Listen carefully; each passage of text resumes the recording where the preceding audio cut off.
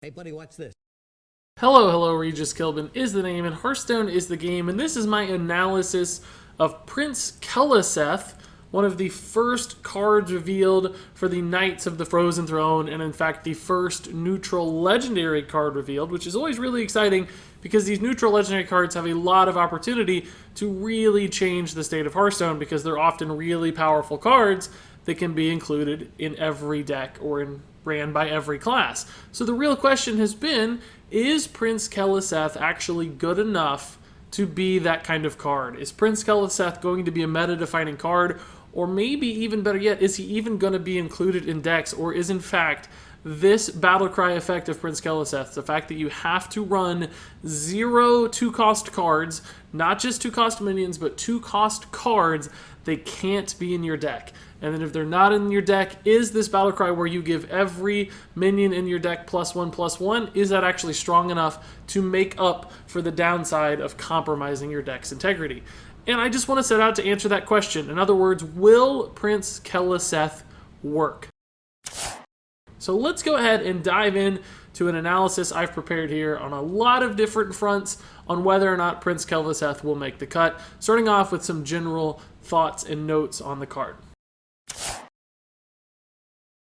So the first thing I really want to establish is that I do think giving +1/+1 to all of the minions in your deck is a really strong effect.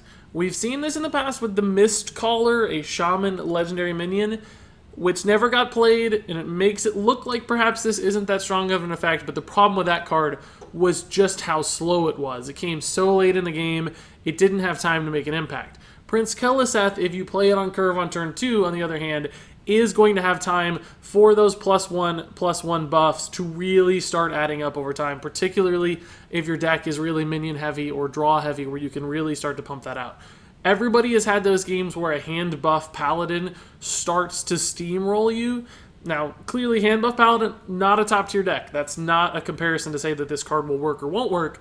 It's simply to tell you that sometimes when those hand buffs start rolling and minions get stronger and stronger, it really can be frustrating and dominating in a game. So on the premise that Prince Keleseth will work, which we haven't addressed that entire premise yet, but just the effect itself, standing alone, we know that that can be good, that can be powerful, that can be the kind of effect that snowballs into victory. So before we talk about anything else, I think it's just important to establish that giving your minions +1/+1 over the course of an entire game is good enough to matter. We don't yet know if it's good enough to compromise your deck, but it's certainly good enough to win you games and give you the power you need to build a successful win condition. But of course, with any win condition, you have to draw that win condition, and Prince Keleseth is a card that might just be parked at the bottom of your deck, and you might often be compromising the integrity of your deck and the curve of your deck for a card that you never actually get. So I think the first thing you have to address after the effect is how likely it is to actually get Prince Keleseth, particularly in your opening hand, when he's going to matter the most. Because if you play this guy on turn 8, turn 10, turn 12, like yes, the effect will still be beneficial, but you'll have compromised so much along the way that it might just be too late to matter. And if you run the numbers, and I actually consulted a chart to run this number, if you have a single card in your deck and you always mulligan every single card in your opening mulligan to try to find that individual card. So if you run one legendary and you're desperately trying to get it, you sacrifice every other card in order to get that legendary. Depending on whether or not you have the coin, you basically have a 30 to 33% chance to have that card by turn 2 when you want to play Prince Keleseth. So basically, if you just hard mulligan, which means mulligan every single card trying against Prince Keleseth, in about a third of your games, you're actually going to end up with him by turn 2, enabling you to actually get that Prince Keleseth buff. And that doesn't actually even take into account how many times you're just going to get him in your mulligan, which happens a fair bit of the time as well. So on top of hard mulliganing or him already being there, it's really a little bit over a third of games you're going to see Prince Keleseth when you need him. And of course, in those games, you're very, very likely to just build up that snowball and steamroll over your opponents before they ever get a chance. So there might be games where this is almost a guaranteed win condition a third of the time, which seems really, really powerful. The question is, can you still win enough games when you don't see him, the other 70% of the time. Because 33% looks sort of good, but when you think about 70% of the time you're going to be failing on Prince Keleseth, that also sounds pretty punishing. Because of course, when you are hard mulliganing for a card like that, when you're sacrificing everything else, that's really going to disrupt the quality of your opening hand. Because often when you're in a mulligan, what are you looking for? You're looking for that early game curve. You're looking for those power cards that you know are really good in a specific matchup that you're in. So you might be having to give up a 1-drop and a great 3-drop that would otherwise be fantastic just because you really need to hit that Prince Keleseth. So you're going to be sacrificing the rest of your mulligan, really hurting the average quality of your opening hand because you might pass up a 1-drop and a 3-drop and instead mulligan into a 4-drop and a 5-drop, depending, of course, upon what your deck looks like and what your curve looks like.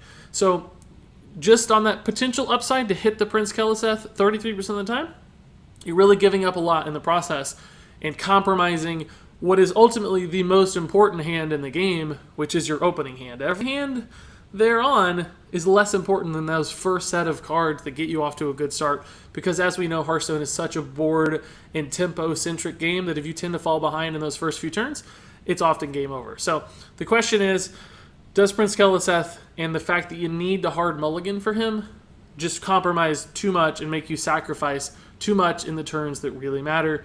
And I think the answer might actually be yes, it very well might. But really, it's hard to answer that question in a vacuum. I think what you have to do is consider all these points I've made thus far, or at least these thoughts, these discussion points, and actually take those points and consider them within the context of actual decks. Because it's really easy to talk about this and just theory craft, but I think once you put Prince Keleseth into a deck and realize, okay, if I slot in Prince Keleseth, I have to remove all of these other cards because they're 2-drops. What's left? Is the deck still good? Does it still make sense? Are there suitable replacements at 1 and 3 mana that could still fill in the holes? And once you start to do that, you can really see a better vision of how Prince Keleseth fits and what sacrifices he actually requires in order to fit well. So what I want to do now is go ahead and jump into a deck-by-deck analysis. Alright, so what I've done for this portion of the video is actually pull up 4 decks that are currently strong in Hearthstone. Now, of course, everybody out there is going to say, who cares what's currently strong in Hearthstone?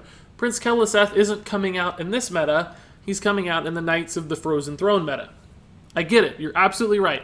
All of this is speculative. We don't really know what decks are going to look like, and we don't know how the meta is going to shape out once the Frozen Throne cards are all here. Even if they're all revealed, it's still going to be way too hard to speculate on what is going to be good and what's not. So the next best thing we can do is take decks that are currently very strong. Take these archetypes, take these deck lists that we know make sense and we know have climbed to the top of the meta because they have internal consistencies, because their lists make sense, because their synergies propel them. And based on those, we kind of understand that these are similar archetypes and these are similar kinds of decks throughout the history of Hearthstone, which have always tended to do well. So for instance, a token or a full control or a mid-range style deck. And we can consider Prince Keleseth within these prototypical decks, which aren't necessarily the final versions, but we hope that these reflect still what a deck will ultimately look like in Frozen Throne and the kinds of decks that will tend to take shape. So we can still get as close as possible to envisioning Prince Keleseth within a true deck environment as opposed to just in a vacuum. So all that said, let's jump into the first deck here that I want to analyze, which is a traditional token evolve shaman deck that is very, very popular right now. And there are basically 4 merits upon which I want to look at Prince Keleseth's fit in each of these decks. Those are the number of 2-mana cards that the deck actually runs right now. In other words, how much stuff do you have to cut in order to make Prince Keleseth fit? Because obviously the more things you would have to cut in one of these decks, the harder it's going to be for Prince Keleseth to make sense in this kind of environment. Next up is the strength of those 2-mana cards. For instance, you're cutting really key cards from the list. If you are cutting key cards, Keleseth isn't going to fit. The next thing I want to consider is whether or not the hero power can at all make up for the fact that you don't have 2-drops. For instance, this will be a great example for that when we get into here.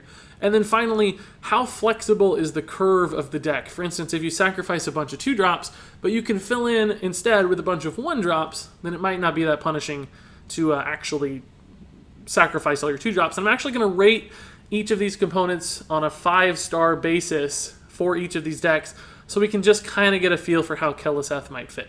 So let's take a look at these in the context of this actual Evolve Token Shaman list, starting with a number of 2-mana cards. As you can see on this list, there are actually 10 2-mana cards in Token Shaman. That is a ridiculous number. That's a third of the deck or 2-drops. Prince Keleseth would never fit because you simply can't find 10 more cards at 1 or 3 mana slots that would keep this deck as a synergist whole. It just doesn't make sense.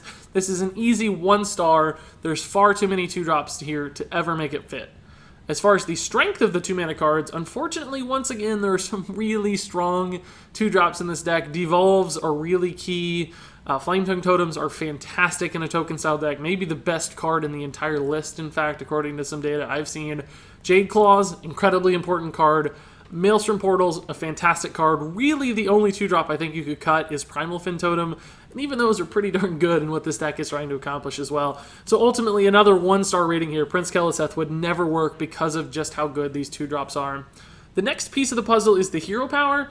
Now, I do have to say for Shaman, the hero power actually fits what a token Shaman is wanting to do really well, because you're just getting a body on the board. It's, you know, it's not the most efficient body, granted, because totems aren't that good for 2 mana, but ultimately you're just trying to load up the board with totems. So there are a lot of instances where if you didn't hit a 2-drop when you needed it, you can still hero power, and you're not completely destroying what the deck is trying to do. There's still some integrity to your turns, and you're still accomplishing your goals. So as far as hero power fit is concerned here, I actually would have to give this one a 5-star. Prince Keleseth would fit pretty well in that regard, because your hero power could replace a lot of your 2-drops. Now, clearly that doesn't make it a good fit in general, because the first 2 characteristics upon which we rated, but ultimately 5 stars for hero power fit. It would work rather well there.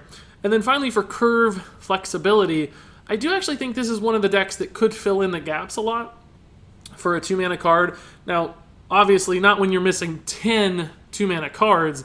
It gets a lot harder, but with all the 1-drops, with the hero power filling in, with the ability for 3-drops to do things, with things like Stonehill Defender actually generating cards to help you fill in gaps in your mana cost as well, I'd have to say for curve flexibility, I'd actually give this a 4-star rating as well. So ultimately, that's a 1-star, 1-star, a 5-star, and a 4-star. Just not good enough, though, because those first 2 spots, Prince Keleseth could never work in this deck. You'd just be giving up way too many parts of your curve for it to ever make sense.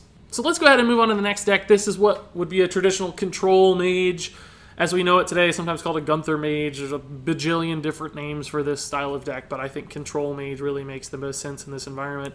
And unlike the token shaman we looked at previously, obviously a little bit slower of a deck that might be less reliant on 2-drops, might be, as you might expect in a control deck. But let's go ahead and take a look at this. So how many 2-mana cards are there in Control Mage? And believe it or not, there's actually 9 2-mana cards.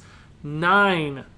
Even in a control deck, there are still 9 2-mana cards. So once again, unfortunately, this is a 1-star rating.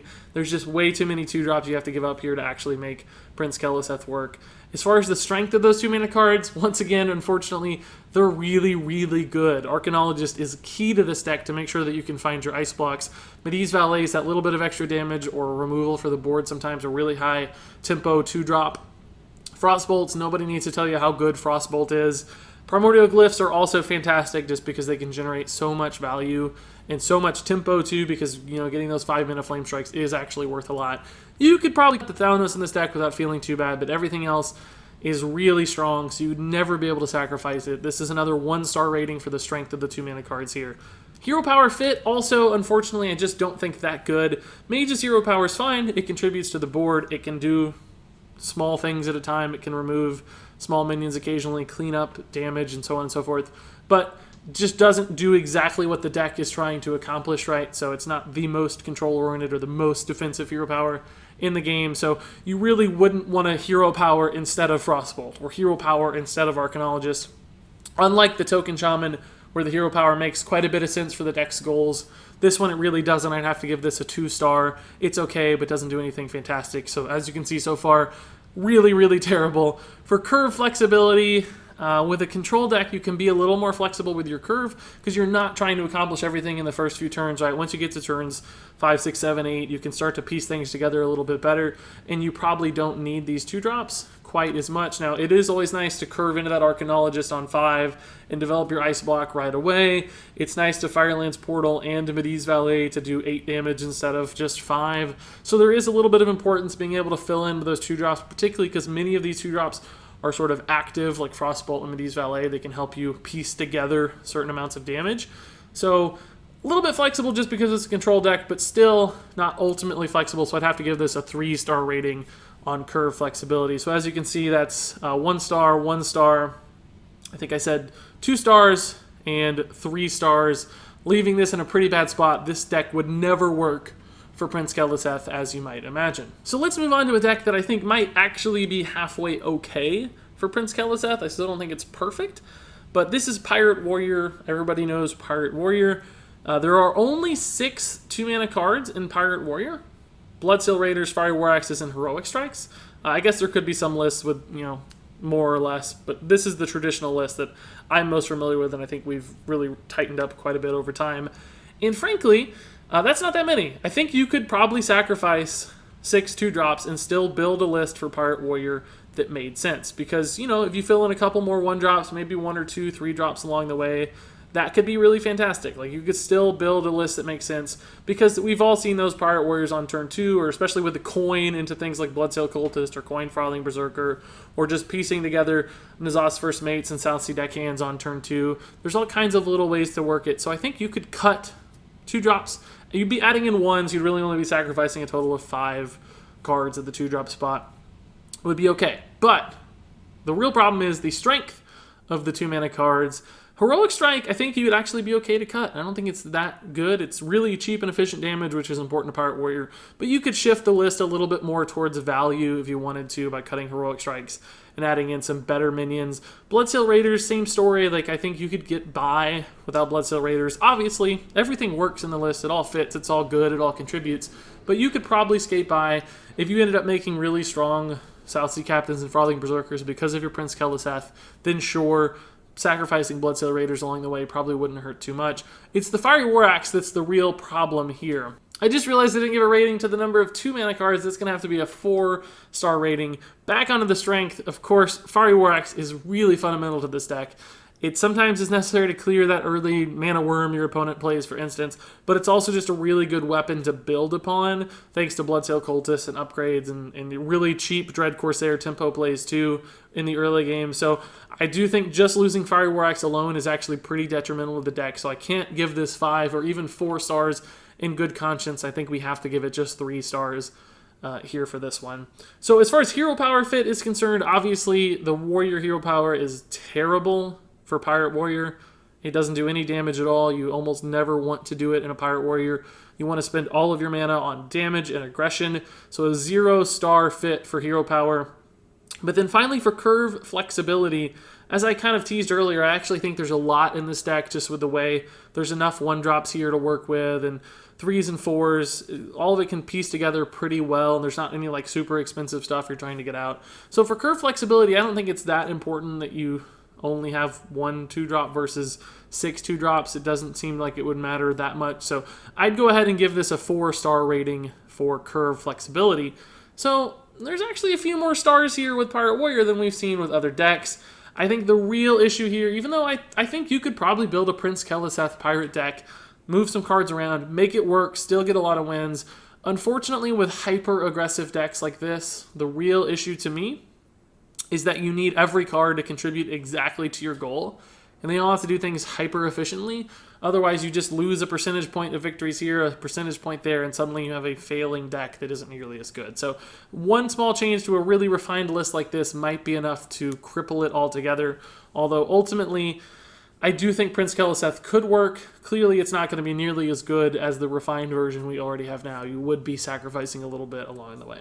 So for my final deck list here, we have what is essentially a mid-range Murloc Paladin, maybe even arguably more of a control version, because this one, I've pulled this list, it's one of the most popular lists on hsreplay.net. It has Raglight Lord, Primordial Drake, Tyrion, some of that top-end stuff. It's certainly not the more aggressive versions. But one of the most prominent lists of Murloc Paladin regardless. So I'd like to take a look at this one because this might be the best fit yet. I think this one actually could work really well with Prince Keleseth. Of course, there are some problems too, but I think it's the best fit of all the decks in the list. For number of 2-mana cards, as you can see, there's only 5 in this list. And frankly, equality is not even always in these decks, so often it's only just the 2 Murlocs, right? Hydrologist and Rockpool Hunter. So number of 2-mana cards, frankly, you wouldn't have to cut that many. You'd probably only be cutting 3 or 4 cards typically in a list like this to run Prince Keleseth instead. So I think I actually have to give this 5 stars. It'd be quite okay to sacrifice that number of 2-drops to get Prince Keleseth in there. So 5 stars for the number of 2-mana cards. As far as the strength of the 2-mana cards are concerned, clearly Rockpool Hunter and Hydrologist are both really, really good 2-mana Murlocs, particularly when you hit them on curve like Murloc Tidecaller into Rockpool Hunter. That is sometimes a game-winning style of play. But still, at the end of the day, they're not like the deck-defining cards. Surely they can give you early tempo advantages, but it's the Sunkeeper Terrams, the Tyrian Fordrings, the Finjas, even the True Silver Champions, the Stonehill Defenders down the line that win a lot of games for this deck. So I don't think Hydrologist and Rockpool Hunter, since they're not defining cards, would really be that big of a sacrifice to lose. So this is one where I'm going to give it actually 4 stars. I don't think you would hurt the deck that much to lose them. You'd lose those super sick Tidecaller openings, so you might have to change that card out for something else, but clearly it could still work and still fit together really well. Moving on to Hero Power fit, this is another one. I actually think the Hero Power fits rather well, because ultimately in this kind of mid-rangey style deck, what are you trying to do? You're trying to get minions out onto the board early, trying to contest what your opponent is trying to do, just trying to keep up for those really powerful turns around turns 4, 5, 6, 7, etc. in a mid-range deck. So hit those big Megasaurs, hit the Finjas, hit the Spike Ridge Steeds, hit the Sunkeepers, drop the Tyrian. Those kinds of things are your game-winning plays. And frankly, this Hero Power fits just fine alongside of that goal. I don't think you'd be losing that much from this Hero Power. Clearly, Rockpool Hunter, better play than Hero Power, but Hero Power is still often an okay 2-drop, particularly when you consider Vilefin Inquisitor, which makes this Hero Power work even better because you're developing those Murlocs for your War Leaders and your Megasaurs and so on and so forth. So since there is actually even a card that props up your Hero Power and makes it more desirable, I'm actually going to give the Hero Power fit here 5 stars. I think it would work just great. Prince Keleseth wouldn't hurt at all because your Hero Power comes in to save the day. And then finally, curve flexibility. This is another one of those instances where there is just enough cards and a smooth enough curve at various different mana costs, including a few different 1-drops and a complement of 3-drops as well, plus card generation with things like Stonehill Defender, that frankly, I think you can get by not having enough 2-drops. There's always the Hero Power to fill in. Otherwise, you can still piece together a lot of different combinations and mana costs to make everything work really nicely. So as far as curve flexibility is concerned, I don't think you're sacrificing that much. I'm going to give this another 4-star rating. And there you go. Here's a deck, which to me makes a lot of sense with Prince Keleseth. Now, clearly you wouldn't just plant him in there and call it a day. You'd tweak things around him a little bit. But the core of this deck, the real power cards, the power synergies, I don't think get compromised all that much by Prince Keleseth. You lose a couple Murlocs, but frankly, there's other Murlocs you can place in here instead. And Prince Keleseth himself works really well in a deck like this that's very minion-based. A bigger Finja, a bigger Stampeding Kodo, a bigger Curator, a bigger Primordial Drake, a bigger Rag Lightlord, all of those things are really nice. Plus, Murloc Tidecallers, Vilefin Inquisitors getting bigger when you play them in the late game is really fantastic. So even the goal of Prince Keleseth, the real power output of the card, makes a lot of sense here too. So at the end of the day, I think this one works. A deck like this one, a more mid-range style deck, could fit Prince Keleseth really nicely. But really, as I mentioned before, none of those decks are probably going to matter. Unless one of those decks really survives into the next meta, it's the decks we don't know about yet. It's the decks that are a big question mark that really matter as far as Prince Keleseth is concerned, because the meta is going to change. Frozen Throne is going to release a ton of new cards. So you have to kind of still consider these in a vacuum a little bit. Hopefully those deck analyses provided some insights, gave you a little bit of a glimpse into how Prince Keleseth might fit into a given deck, but it's going to be probably more about defining and building the deck around Keleseth as opposed to slotting Keleseth into a deck archetype or a deck list that already exists. But I still think there are occasionally some homes. 1 out of 4 decks, arguably 1.5 out of 4 decks there of the most prominent ladder decks right now would arguably suit this card. He could fit. He could work in those environments. So I think that's a pretty good sign that when you're building decks specifically around him, or perhaps there are some cards created in Frozen Throne to directly support Prince Keleseth, hey, guess what? He might work even better. I think this is a bit of a glimpse, a bit of a hint that this card does have some potential. A lot of people have already shut this card down, said it's terrible, it's never going to work, it's just too compromising, 2 drops are too important. Very reasonable position to take. I'm taking a slightly different one. I think this card has some potential to fit in a deck here or there and actually be rather strong. One deck in particular that has a big question mark that people think Prince Keleseth could fit into is Quest Hunter. In the new expansion, with Quest Hunter, you're really building around 1 drops instead of 2 drops. So Prince Keleseth fits really nicely in that environment. Plus, along with Queen Carnassa and all her Raptor reward cards, they're going to be bigger and better every time if you get an early Prince Keleseth out. So sure, that is a deck list that makes a lot of sense to me, and who knows, there might be other cards to support this kind of deck even more. So maybe Quest Hunter fits into this question mark for now, but ultimately it is still a question mark until we hit the new expansion and we get to try out some cards. But I, for one, know I'm really excited to see if Prince Keleseth can work, because I think he can. And that said, that is my analysis of Prince Keleseth. I'm incredibly curious what you guys have to say about this card. Do you think he's going to work? What decks make sense for him? How do you envision this card being used? What kind of cards need to be created to support Prince Keleseth? Leave all those thoughts, leave your take in the comments below. But until then, thank you so much for watching, and until next time, game on.